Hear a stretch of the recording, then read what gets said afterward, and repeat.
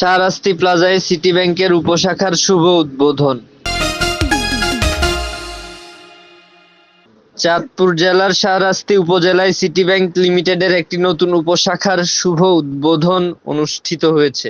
গত ২৯ ডিসেম্বর শাহরাস্তি প্লাজার দ্বিতীয় তলায় এই উপশাখার আনুষ্ঠানিক উদ্বোধন করা হয়। উদ্বোধনী অনুষ্ঠানে হাজীগঞ্জ সিটি ব্যাংকের ক্যাশিয়ার মুনিরা সুলতানার সঞ্চালনায় এবং শাহরাস্তি উপশাখার ম্যানেজার ইলিয়াস মজুমদারের ব্যবস্থাপনায় প্রধান অতিথি হিসেবে বক্তব্য রাখেন সিটি ব্যাংকের আঞ্চলিক কর্মকর্তা রেজাউল করিম।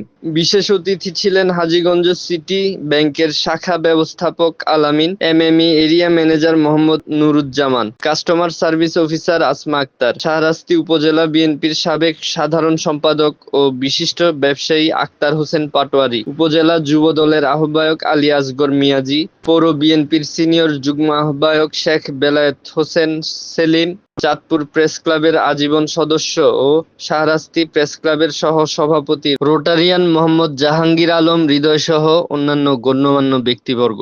উদ্বোধনী অনুষ্ঠানে বক্তারা বলেন, সিটি ব্যাংক দীর্ঘদিন ধরে আস্থা, স্বচ্ছতা ও উদ্ভাবনের মাধ্যমে দেশের ব্যাংকিং খাতে একটি শক্ত অবস্থান তৈরি করেছে। নতুন এই উপশাখার মাধ্যমে স্থানীয় ব্যবসায়ী, উদ্যোক্তা ও সাধারণ গ্রাহকরা আরও সহজে, দ্রুত এবং উন্নত মানের ব্যাংকিং সেবা পাবেন বলে তারা আশাবাদ ব্যক্ত করেন।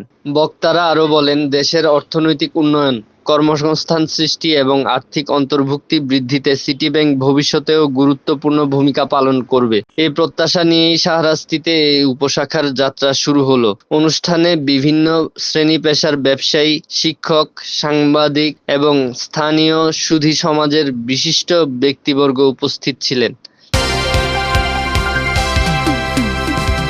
সংবাদ প্রেরক চাঁদপুর জেলা প্রতিনিধি বিএম মিজানুর রহমান, সংবাদ পাঠক আহমেদ রুস্তম রায়হান ভূঁইয়া, নির্বাহী সম্পাদক সাপ্তাহিক পার্বত্য কণ্ঠ।